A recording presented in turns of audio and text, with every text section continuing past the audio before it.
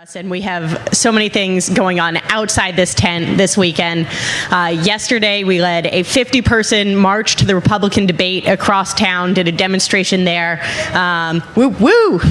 All this weekend, too, we've had folks going out and asking the question of presidential candidates on their visits here. I'm going to play, as we set up for the next panel, I'm going to play just a short video. Two of our newest activists, Bailey and Casey, took at Carson campaign headquarters just down the road the other day. So we've been in the tent and we've been outside the tent as well.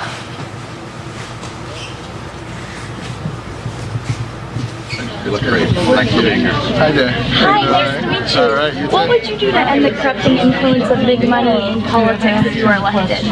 Well, it's the same thing I'm doing now. I don't accept big money. I don't accept special interest with money. And I wouldn't do that in the government either. And as long as you don't fertilize that ground, that stuff will die out. Don't you have a rather large super PAC? Huh? Don't you have a rather large super PAC? I have nothing to do with any super PACs. Not a thing. You know, the Run Ben Run super PAC, they're completely independent. The other ones are completely independent of me. All right. Okay. Hi. Take care. How are you? Thanks a lot. Okay.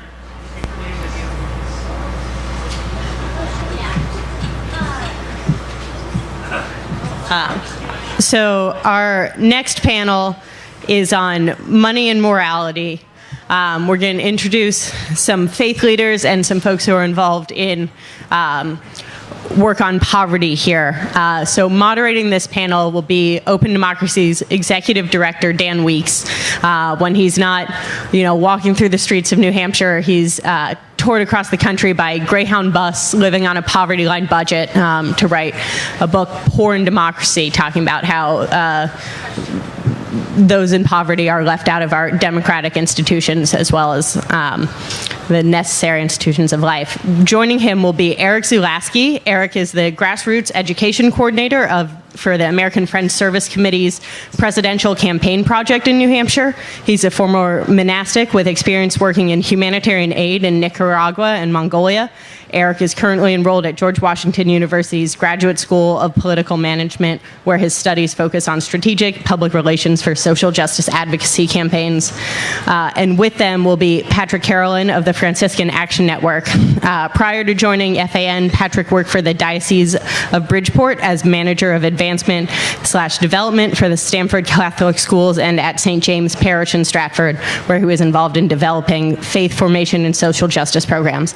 Previously, he was a president of a Connecticut State Employee Union and held senior executive level positions in Medicaid and managed care companies and served on numerous boards and commissions both in Connecticut and nationally dealing with public policy issues. All right.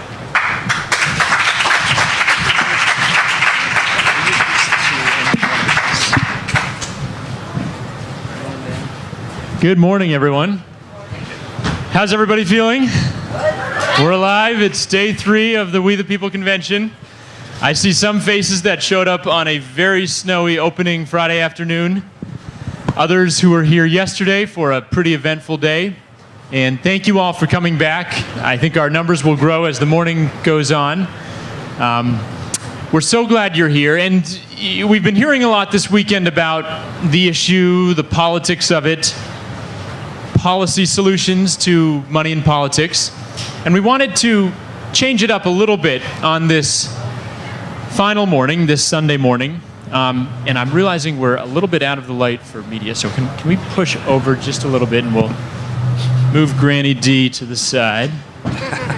And so what we wanted to do on this final morning is go a little bit broader, a little bit deeper. Yes, democracy, money in politics is the theme here. But when we think about democracy, the folks doing this work day by day, we tend to get in the weeds. We talk about specific laws and policies that can and must be changed to make this a strong democracy. We don't as much have the occasion to talk about the big why of why we do this work. Why do we need a democracy where every voice is heard? And nor do we stop very often and look at how we can reach beyond the usual suspects. There are a lot of activists in this tent, a lot who've come through. There are a lot of organizations you see on the banner with tables around that have been doing this work for a long time. But there are less usual suspects, but when you stop to think about it, just the necessary suspects is not quite the right word, partners in this work. And I'm thinking particularly here of communities of faith. And so I'm excited to be joined by Patrick Carolan, Executive Director of the Franciscan Action Network, who has been active over many years with faith communities, but also very much out in the world, as the Franciscans are in the tradition of St. Francis. And by Eric Zalaski, for 10 years, I think, a monk, but also now an activist who works on this issue, but not just money and politics, works on issues of justice and equality, on issues of nuclear disarmament and private prisons, etc. So we're just gonna have a discussion here. I'm gonna throw out some questions and we'll go back and forth. But starting with you, Patrick, as somebody who grew up in the church, who has been active, who now leads the Franciscan Action Network, why do you think it's important that we focus our attention on the issue of democracy and an equal voice for all? Well, a couple of reasons. First of all, for Christians, it says in Matthew 6 that you cannot worship both God and money. Now, there's a lot in the spiritual teachings that's ambiguous, that's open for interpretation. That's pretty straightforward. There's no real, argument about that. Also, a lot of the work that we do is on issues like immigration, gun safety, climate justice. And one thing that holds true with all of those issues is that they are affected by money. So until we get the money out of politics, until we get the corruption out, we're never going to be able to deal with all of those other issues. So you have identified a range of issues as the Franciscan Action Network that need to be addressed, that are justice issues. Is that fair to say? But money is at the core. Yeah, money's at the core of all of these issues. I mean, you can look at, for instance, immigration, and many of you may not realize this, but our whole immigration policy was actually developed by the private prison industry. There's reports that came out how the private prison industry had meetings in the 80s at AFLIC, and not AFLIC, ALEC. Could have been AFLIC, ALEC. And they were about to go bankrupt, and they developed this whole policy around first demonizing undocumented, and then criminalizing undocumented, and then building detention centers so that they could put the undocumented folks coming over. And this all happened, I mean, there's documentation about this, how they did this in the 80s. They then went to Arizona and got Senate Bill 1070 passed in Arizona. They supported the state senator, his first election and every election after. They put tons of money into it. They ran a whole campaign, a PR campaign around demonizing undocumented immigrants. And so our whole immigration policy is all based on helping the private industry survive and helping them make billions of dollars. And I'm reminded as a fellow Christian that we are told roughly 2,000 times in the Bible that it is the responsibility of Christians, and in the beginning, certainly in the Old Testament, of Jews, to care for particular groups that are identified over and over again. And you mentioned undocumented, so strangers or immigrants, depending on the translation, people who are poor, orphans, and widows. So those with the least amount of political power. And I think you're saying, I don't need to put words in your mouth, that if they don't have a voice, their interests won't be represented, and we won't have a just society.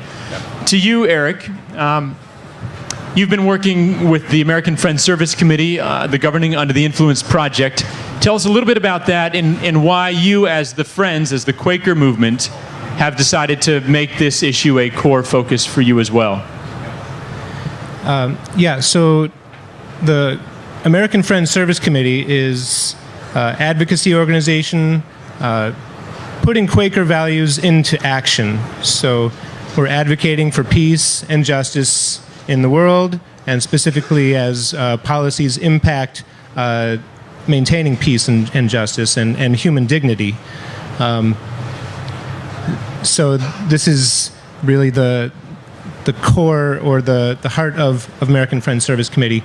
I'm not Quaker, but that doesn't mean that I can't advocate for the values that I share with Quakers.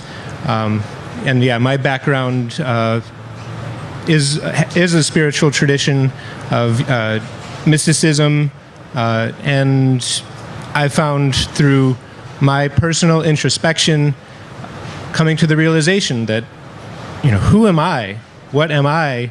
And my position in the universe, and is it really any different from the other experiences that others are having? And it's the understanding that we all experience pain. We all want to enjoy comfort, and we can't neglect that. And it doesn't matter, what circumstance you are born in. I think we all deserve that right to pursue those things and to avoid pain. And we need to. That's, I guess, the underlying motivation for me is just honoring that dignity in each person. Thank you. Patrick, about 3 weeks ago, we hosted an interesting discussion right here in Manchester with the renowned Sister Simone Campbell, founder of Nuns on the Bus and the network, the Catholic Social Justice Lobby, with Karenna Gore of the Earth Justice Institute at Union Theological Seminary. And we titled that something similar to this panel this morning, Faithful Democracy. What does that mean for you, the term faithful democracy, and were there any particular insights from that panel that you'd share with us? Well, excuse me. First of all, faithful democracy comes from a coalition that I helped found, and others, particularly it's the Franciscans and the Quakers in Washington, D.C., that put it together. And it is a coalition, a movement of faith communities working together on the issue of getting money out of politics. And so the issue really centers around our rights as individuals and human beings to the right to vote, the right to have a life, right to pursue happiness. We don't have those rights when our system is corrupt. And so we formed a coalition. It's a large coalition now. It does include the Union Theological Seminary, the Center for Earth Ethics. And I think the real issue here is, and I'll use the analogy of the whole climate movement. We've been very active in the climate justice movement over the years. And for a long time, the climate movement focused on environmental. This is an environmental issue. And they tried to convince us with charts and graphs about how terrible things are.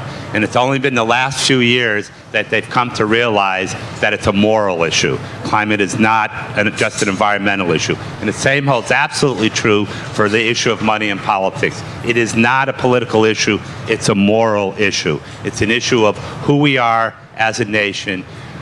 All of our candidates claim to be moral people. They all claim to be people of faith. Our government, we hear this term all the time, that we're a moral nation. We have to get back to being a moral nation, but we never actually define what that means.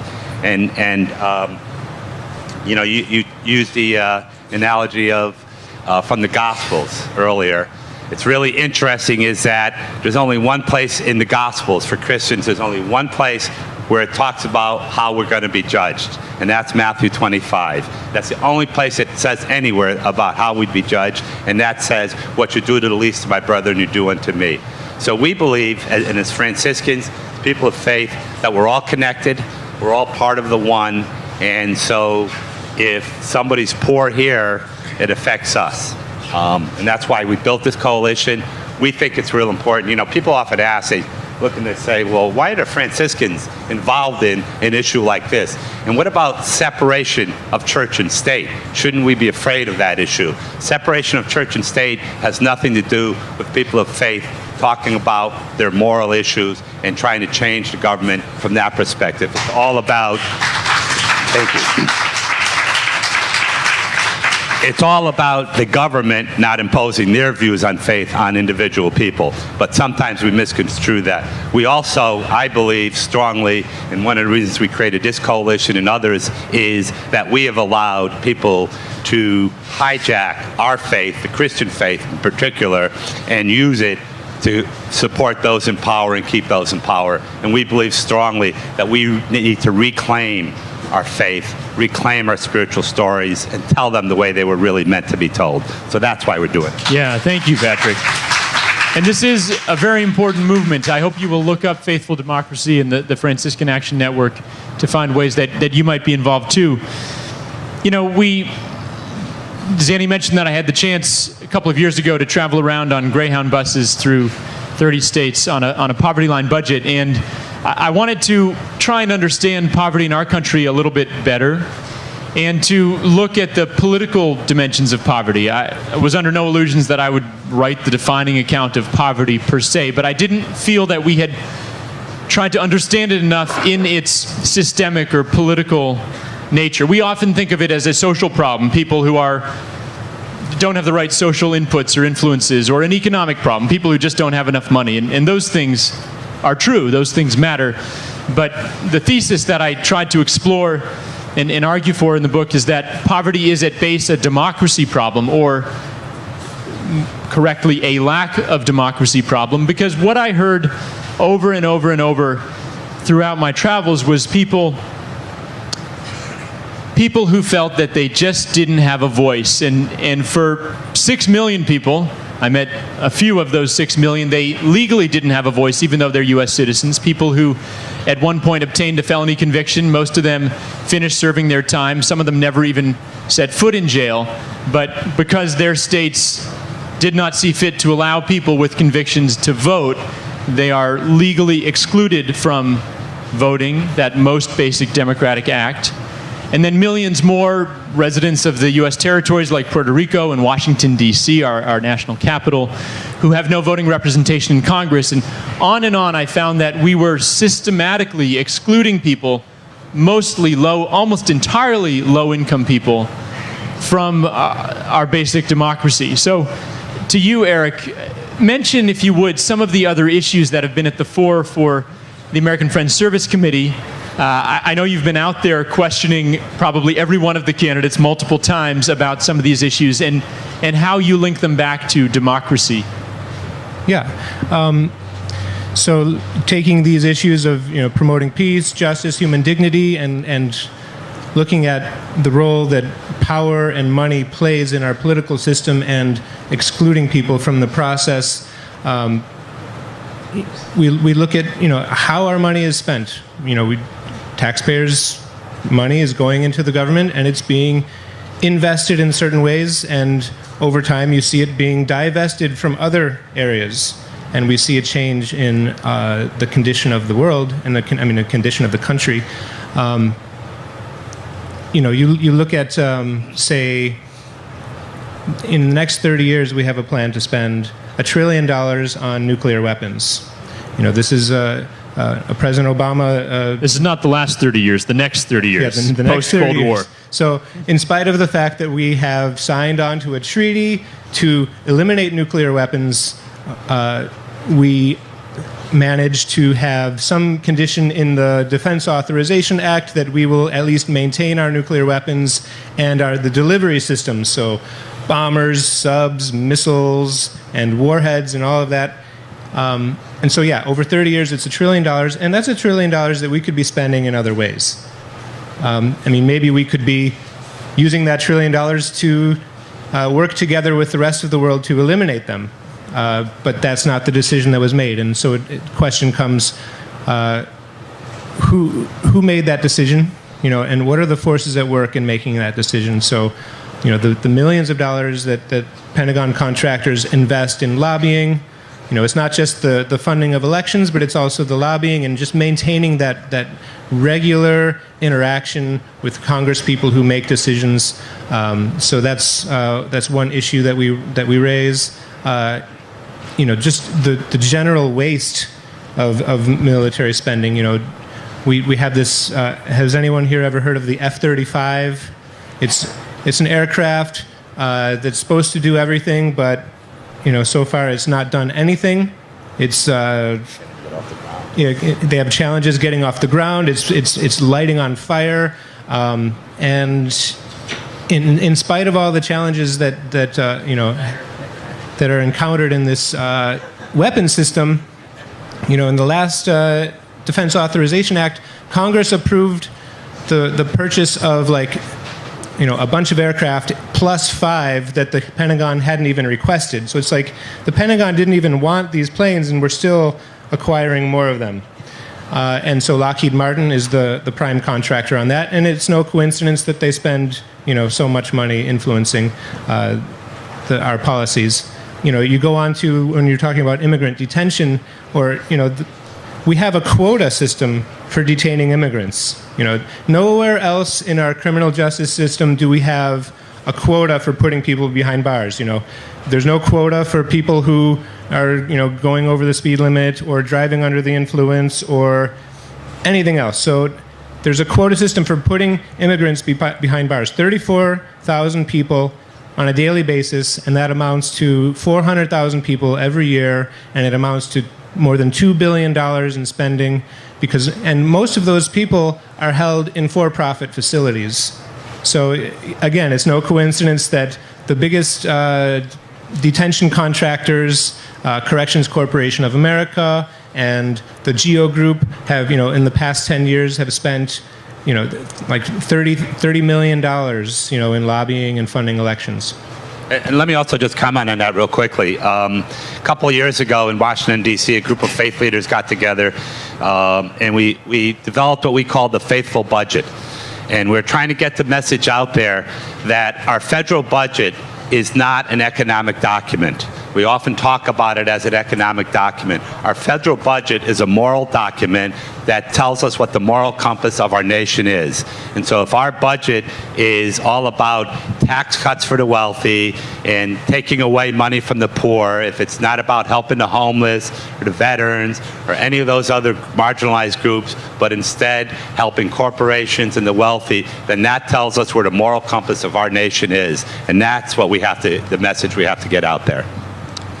We've mentioned a couple of issues here, which I'm sure resonate with a lot of people. I think they're objectively important for our country. They're issues that, at least in recent years, have probably more been assumed to be liberal issues.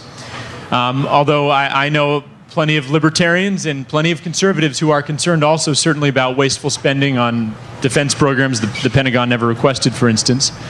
But I wonder, faith is a broad tent. We've erected a broad tent here. My wife and I happen to go to church with a lot of wonderful people who vote differently from us. And I'd love your thoughts, Patrick, groups perhaps that you work with that are more to the right, and how they resonate or how they might be encouraged to see this issue. And maybe just to throw a thought out before putting you on the spot, going right back to the beginning of the Bible, Genesis, when we're told that God created the heavens and the earth, and on the sixth day God created man and woman in his own image. And when I read those words and reflect on them with friends of mine who may be very conservative or very liberal, but a range of views, when we reflect on that idea that we are actually bearers of the image of God, every one of us, not just the billionaires who can fund campaigns or the politicians who can make great speeches and raise the money, but we are, every one of us, the lowliest to the president, made in the image of God. That's a pretty profound statement in defense of democracy, it seems to me, and a just society. And the term shalom, which comes up also again and again in the Hebrew Scriptures, it's often translated as peace, which we often think of as the absence of war or conflict. And it'd be very nice to stop war and conflict, but what's really meant by that term is a just and flourishing community, defined by mishpat, by justice, by inclusiveness, by equality. So I mentioned those out as some of the things that I've reflected on with friends who don't share my politics, but who believe that a democracy with an equal voice for all is necessary. And do you have any thoughts on that? Or Yeah, so let me go a couple chapters or verses further in the Bible in Genesis, the story of Cain and Abel. And it's an interesting story. And in it, Cain asks, after he kills his brother, he asks the question, God asks him, what happened to your brother? And Cain says, am I my brother's keeper? And God says, the answer is yes. And the rest of our history of civilization is all about us asking the question over and over and over again, and we keep hoping. We keep hoping that God's going to say, no, I was only kidding. You're not really your brother's keeper. You just have to worry about yourself. But it's not true. All of our spiritual stories, and not just Jewish, Christian, Muslim, any of them, all talk about we're all connected, we're all part of one. And so if there's injury to me, there's an injury to all. One of the things I believe about saints, one of the things that made people like Francis of Assisi so special was not that they were really holy people, because let me tell you, Francis was not that holy of a person, and but that they felt the pain of everybody because they were connected to all of creation. And that's what it means to be connected and to be one. And so, if we are connected, I also ask the question a lot in all my talks. As Christians, we pray a prayer, the Our Father. It's the most frequently prayed prayer. And in that prayer it says, thy kingdom come, thy will be done on earth as it is in heaven. So I ask people, do you think in heaven there's going to be people living in garbage dumps and other people living in mansions? Do you think in heaven that there's going to be it's going to be acceptable to destroy mountaintops so we can get cheap energy? And, of course, the answer is no. Throughout the whole story of the Gospels for Christians, it's all a story of building the kingdom here on earth. My friend Brian McLaren often says, do you think Jesus came with an evacuation message or a building plan? Because most of our theology is that it's an evacuation plan to go someplace else, and everything Jesus talked about was building the kingdom here on earth. So we ought to start doing that, whatever that means. Building the kingdom or building walls? Building the kingdom, right. Let me just say, it's fascinating to me about building walls. In the 1980s, Republicans were cheering as Ronald Reagan stood there and said, Mr. Gorbachev, tear down the wall. And now they're cheering Donald Trump as he says, I'm going to build up a wall. They have a little memory lapse there, I think. And Mr. Reagan also granted amnesty to millions of undocumented immigrants.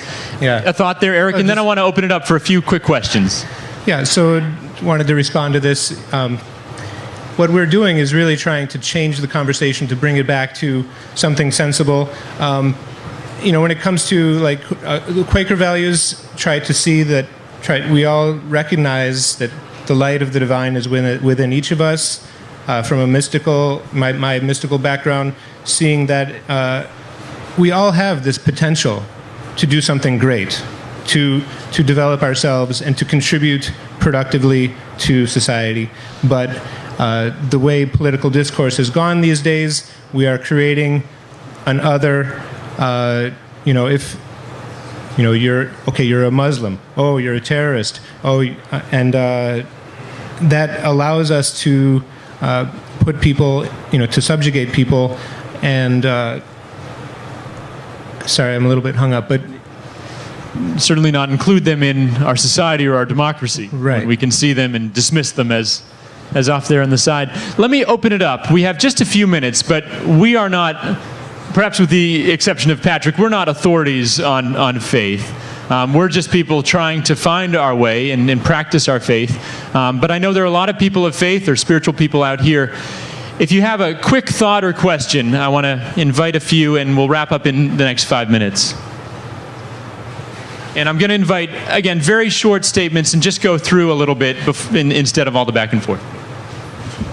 I'd like to know the state of relations with the conservative evangelical churches on these issues. And let's take another comment or question here.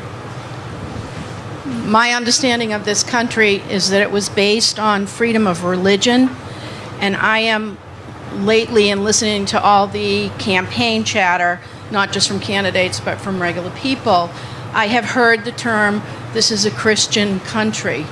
And I speak to that faithful democracy. To me, Christian country is a contradiction to what I understand this country was founded on. Thank you. Let's take these questions. So let me just first of all say that I am not an expert on faith. My theology came from 2 high school classes, one by a very conservative priest and one by a very liberal priest. So I'm actually kind of a schizophrenic when it comes to faith. Fair enough. You're absolutely right on the freedom of religion. It's not freedom from religion, but it's freedom, And so people who claim we're a Christian nation, first of all, the people who are claiming that we're a Christian nation aren't actually themselves Christian. They are not following the teachings of Jesus, and I have no hesitancy to tell them that. I've challenged people like Jeb Bush about being Catholic. I've asked some of these candidates to stop claiming to be Christian because they're not at all, in any sense of the word, any way, shape, or form, following the message of Jesus. Let me also comment on your question on the evangelicals.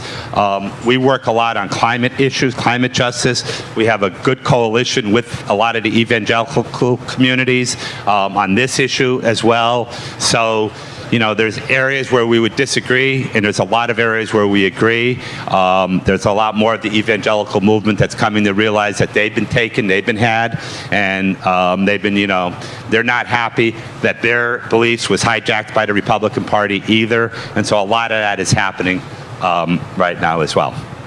I would just add to that, and Nick Kristof has... Dan's an evangelical, so that's it, proof right there. There you go.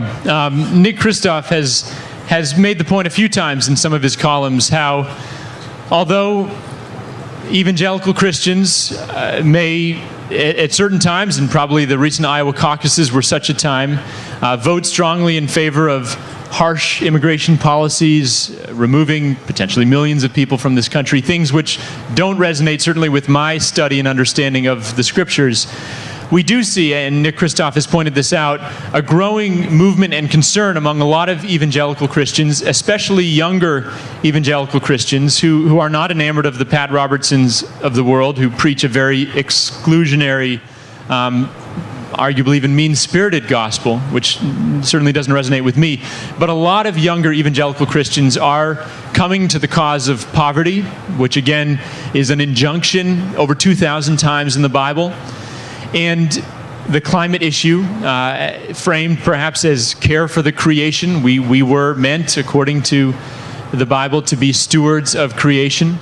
So it's my belief, and this is my own faith community, that there is plenty of room for common ground, and that maybe if we start with democracy, with the premise that we are all image bearers of God, rather than trying to bring people of a different political persuasion on board with every individual issue, maybe we can all agree on the idea of democracy, of equal representation, and see what happens from there. Because we know if we had equal representation, we'd have a much more fair debate. Now, I'm not saying liberal positions would win every time, but we would see, I believe, the issues, the substance being debated, as opposed to what is perhaps a more operative dichotomy today between liberal and conservative people of limited means and some very wealthy interests at the top, whose agendas, including more government spending on wasteful programs that don't serve people, certainly violates the interests of both liberal and conservative ordinary people. Did you have any thoughts on that, Eric? Maybe in a slightly tangential way. You step away from the planet and sort of see it, and you see 6 billion people, or 7 billion people now, really struggling with the mystery of existence. Why are we here? What is this thing that we call life? And in that struggle, we try to come up with answers, and so we see these major faiths emerge: Islam, Christianity, Judaism, Buddhism. And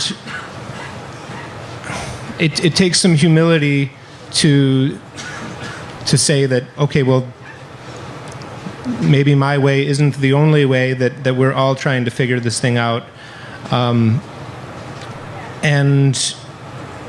I think that's going to be that is one of the major hurdles that our world faces. To set aside the dogmatic components of religion and to embrace humanity as a whole, and to see religion as a tool to achieve our happiness and peace in the world. So that's my thoughts on that. Thank you. We are just about out of time. I want to invite you, Patrick, I apologize, we are a couple minutes behind, so I'm going to close out the questions for now, but ask you, Patrick, if you have any closing thoughts on how we can build this movement for a faithful democracy with some of those less usual suspects, not suspects, and maybe any closing thoughts on how we as individuals who are trying to become worthy of that high calling of citizenship, how we can prepare and really be able to do this challenging work that we've set for ourselves. So it's kind of an interesting question to answer in about 30 seconds or so, but I'll try my best. A philosophical dissertation, 30 seconds. So I want to say one thing that Pope Francis said in his encyclical Laudato Si, where that hope begins with one person.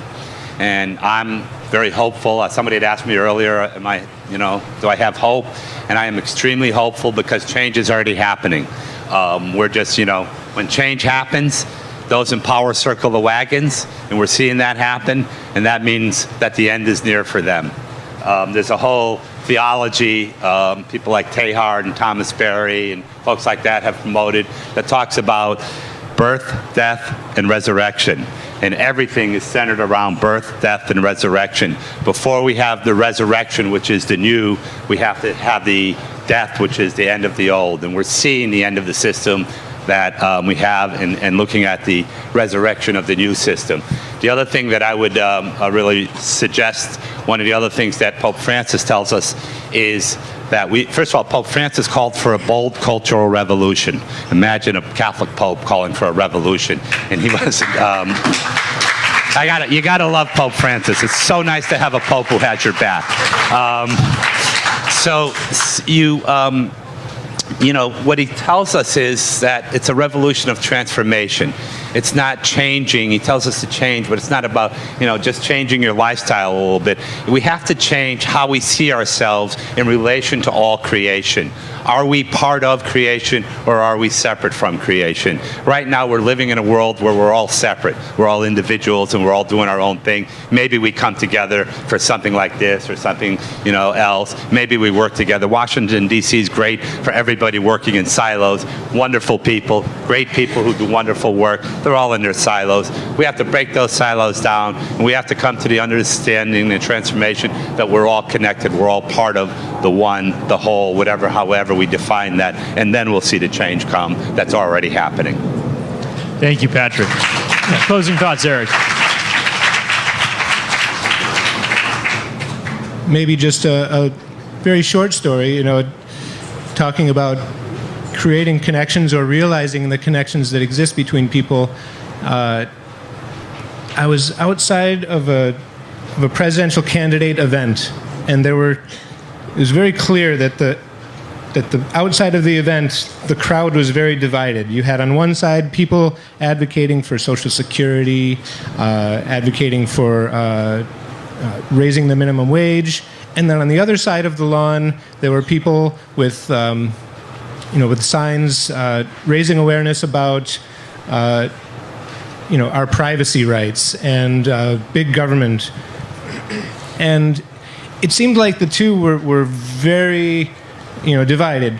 And I stood in the middle and I had my banner that says that we pay for the military-industrial complex, who profits? And I found it very interesting that I could move comfortably from one group to the other and have a very comfortable conversation with both groups.